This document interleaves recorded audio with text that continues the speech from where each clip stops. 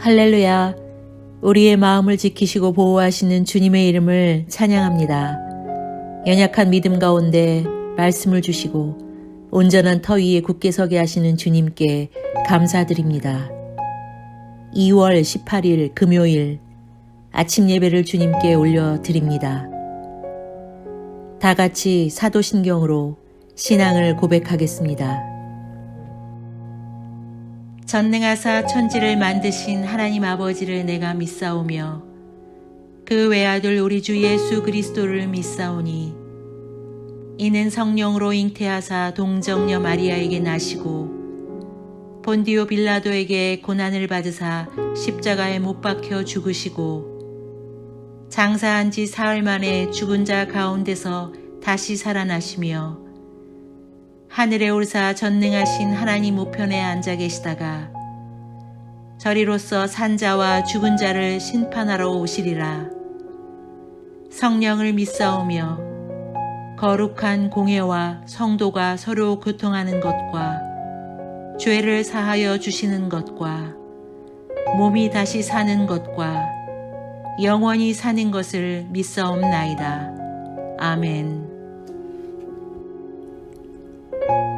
오늘 하나님의 말씀은 마가복음 6장 45절에서 56절 말씀입니다. 하나님의 말씀을 함께 읽겠습니다.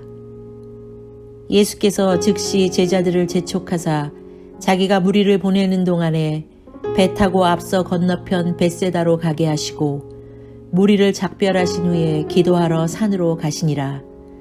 저물매 배는 바다 가운데 있고 예수께서는 홀로 무태에 계시다가 바람이 거스름으로 제자들이 힘겹게 노젓는 것을 보시고 밤 사경쯤에 바다 위로 걸어서 그들에게 오사 지나가려고 하시매 제자들이 그가 바다 위로 걸어오심을 보고 유령인가 하여 소리 지르니 그들이 다 예수를 보고 놀람이라. 이에 예수께서 곧 그들에게 말씀하여 이르시되 안심하라. 내니 두려워하지 말라 하시고 배에 올라 그들에게 가시니 바람이 그치는지라. 제자들이 마음에 심히 놀라니 이는 그들이 그 떡 떼시던 일을 깨닫지 못하고 도리어 그 마음이 둔하여졌음이로라. 건너가 게네사렛 땅에 이르러 대고 배에서 내리니 사람들이 곧 예수신 줄 알고 온 지방으로 달려 돌아다니며 예수께서 어디 계시다는 말을 듣는 대로 병든 자를 침상째로 메고 나아오니 아무데나 예수께서 들어가시는 지방이나 도시나 마을에서 병자를 시장에 두고 예수께 그의 옷가에라도 손을 대게 하시기를 간구하니 손을 대는 자는 다 성함을 얻으니라. 아멘. 오늘 말씀에서 예수님은 오병이어 기적 이후에 제자들을 재촉하셔서 배를 타고 건너편으로 건너가게 하셨습니다. 이는 헛된 영광을 구할 위험으로부터 제자들을 보호하기 위함이셨습니다. 많은 무리들을 돌려보내시고 예수님은 기도하러 산으로 가셨고 그 시간 바다 위에 있던 제자들은 큰 바람 때문에 노젓는 것조차 힘든 어려운 상황에 놓여 있었습니다. 주님은 바다 위를 걸어 제자들에게 다가가셨고 제자들의 배에 오르자 모든 바람은 잔잔해졌습니다. 그러나 오병이어의 기적을 체험하고도 주님을 깨닫지 못하고 마음까지 둔해 있었던 제자들은 예수님의 능력을 보고도 유령인가 하여 소리를 지르고 놀랐던 것입니다. 바다를 건너 예수님과 제자들이 게네사렛 땅에 이르자 그곳 사람들은 예수님을 알아보고 병자를 데리고 와서 예수님의 옷가에라도 손을 대게 하시기를 간구하며 치유함을 달라고 간구합니다. 어제의 말씀에서 오병이어의 사건은 예수님이 행하신 기적들 가운데 가장 파급 효과가 컸을 사건으로 기록됩니다. 당시 가버나움 마을의 인구를 생각해 볼 때 남자만 5,000명이었다는 사실만 보더라도 그때 예수님의 명성과 인기를 가늠해 볼 수 있는 수준이었습니다. 더구나 배고픈 무리들이 모두 기적적으로 배불리 먹었다는 소문은 순식간에 마을 곳곳에 퍼졌을 것입니다. 요한복음 6장 15절 말씀처럼 오병이어의 기적을 본 사람들은 예수님을 지상 왕국의 임금으로까지 삼으려 했습니다. 하지만 예수님은 늘 그분이 하던 습관대로 무리들과 작별하시고 기도하러 산으로 가셨습니다. 군중들의 인기에 휩쓸리지 않고 자신의 정체성과 사역에 더욱 집중하기 위하여 주님은 스스로 한적한 곳을 찾아가셨던 것입니다. 또한 예수님은 헛된 욕망을 가진 무리들로부터 영향받지 않게 하시려고 제자들을 분리시켰던 것입니다. 그러나 곧 배를 타고 가던 제자들은 거센 바람을 만났고 기도하러 산에 올라가셨던 예수님은 강한 바람으로 힘겨워하던 제자들을 보고 계셨습니다. 치열한 삶 속에서 살아가는 우리들도 모든 순간 벌어지는 영적 전쟁에서 승리하려면 예수님처럼 기도하는 습관을 놓치면 안 되는 것입니다.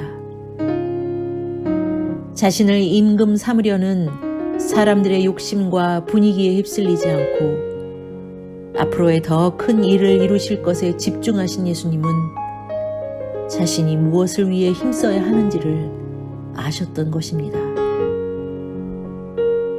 예수님은 바쁜 틈을 내서라도 주님의 뜻을 알기 힘쓰셨고 힘든 사역을 마치신 후에도 피곤함을 물리치시고 산으로 기도하러 가셨습니다. 기도는 힘입니다.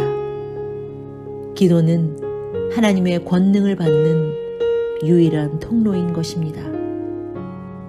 그러므로 기도 없이 이루려는 모든 시도는 헛된 것임을 우리는 기억해야 한다는 것입니다. 바다에서 힘겹게 바람과 싸우는 제자들을 향해 예수님은 밤 4경쯤에 바다 위로 걸어 제자들에게로 오셨습니다. 이에 예수님은 놀라는 제자들에게 내니 안심하라 하시며 두려워 말라고 말씀하시고는 배 위에 오르니 거센 바람은 곧바로 그쳤습니다. 제자들은 바로 전날 주님이 떡을 떼며 이루신 놀라운 이적을 경험하고도 아직 예수님이 누구인지 몰랐던 것입니다. 이는 그들의 마음이 둔하여 하나님의 아들이신 예수님을 곁에 두고도 그분의 왕적 권능으로 자신의 백성을 평강으로 이끄시는 분임을 제자들은 눈치채지 못했던 것입니다. 제자들은 바다 위로 걸어오시는 예수님을 보고도 알아보지 못하고 유령인가 하여 소리를 질렀습니다. 그들이 소리를 지르며 놀란 까닭은 그들의 상식에서는 전혀 일어날 수 없는 일이 일어났기 때문이었고 그보다 정작 예수님의 능력을 알지 못했기 때문이었습니다. 우리들도 제자들처럼 상식과 경험 안에서만 주님을 본다면 아무리 주님의 은혜와 기적이 눈앞에서 일어난다 할지라도 이를 알지 못하고 깨닫지 못하는 것입니다. 늘 함께 하시는 주님을 느끼지 못하고 그 은혜 안에 거하지 못하면 우리 또한 제자들처럼 두려워 떨며 요란스러울 수밖에 없다는 것입니다. 그러나 예수님은 두렵고 지친 제자들에게 오셔서 손 내밀어 내니 두려워 말라고 말씀하십니다. 그렇습니다. 지치고 피곤한 우리 삶을 치유하실 분은 예수님 한 분이십니다. 내니 두려워 말라. 우리에게 다가오셔서 손 내미시며 말씀하시는 주님만이 우리를 평안하고 잠잠하게 하시는 분이라는 것입니다. 가버나움 지역을 떠나 게네사렛으로 건너오자 예수님과 제자들을 본 사람들은 돌아다니며 그 소식을 전했습니다. 그러자 사람들은 병든 자를 침상째로 메고 거리로 나오기 시작했습니다. 그들은 예수님의 옷자락이라도 만지게 해달라고 간청하였고 그의 옷가에 손을 댄 자마다 사람들은 모두 치유함을 얻었습니다. 게네사렛 사람들이 예수님께 보인 모습은 조금 전 마음이 둔했던 제자들과는 상반되는 모습을 보여줍니다. 제자들은 바로 앞에서 바다를 걸으시는 예수님의 능력을 보고도 믿지 못했지만 게네사렛 사람들은 예수님의 정체와 권능을 알아보았던 것입니다. 주님이 배에 오르시니 풍랑이 잠잠해진 것 같이 주님께 나아오니 모든 병은 나음을 입을 수 있었습니다. 예수님은 절망에 빠져있는 이들에게 가장 확실한 구원이셨던 것입니다.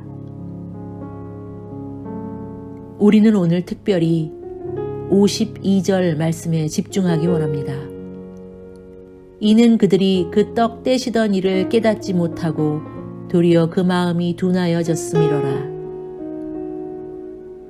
오병이어로 장정만 5,000명을 먹이신 예수님의 능력을 기억하지 못한 채 바다 위를 걸어오시는 예수님을 보고 놀라 소리쳤던 제자들을 가리켜 성경은 제자들의 마음이 둔해졌다고 말합니다. 즉 영적 민감함이 없었다는 말입니다. 당장 눈앞에 위협적인 풍랑이 일어나자 그들은 확신을 잃어버렸고 다시 두려움과 공포에 빠지고 말았습니다. 그리고 주님의 능력이 다시 임하자 또다시 놀라고 그들은 의아해하기를 반복하고 있었던 것입니다. 이렇듯 우리의 마음 또한 제자들처럼 한결같지 못합니다. 하루에도 수십 번씩 바다 물결처럼 요동치는 우리의 마음을 보기도 합니다. 마치 놀이기구를 타듯 우리의 믿음은 오르락 내리락 하기를 얼마나 수도 없이 반복하는지 모릅니다. 이미 하나님의 전적인 인도와 도우심 가운데 살아가는 은혜 안에 있음에도 우리는 그 은혜를 쉽게 잊어버리고 전혀 하나님을 경험하지 못했던 사람들처럼 소리치며 요란스럽기도 한다는 것입니다. 이렇듯 마음이 둔해지면 주님의 손길을 느끼기 어렵습니다. 화려하고도 빠르게 변화하는 이 세상은 우리의 마음을 빼앗는 일들이 많아 성도들의 마음을 혼잡하게 하고 둔하게 만들기 때문입니다. 매일매일 일어나는 사건 사고가 우리의 마음을 불안하게 하고 세상 정보에 귀 기울이지 못하면 뒤처지지 않을까 염려하며 그것에 집착하게 만들어 주님께 집중하기 어려운 것이 사실입니다. 그렇다면 어떻게 해야 우리의 마음을 지키고 둔해지지 않은 믿음으로 살아갈 수 있을까요?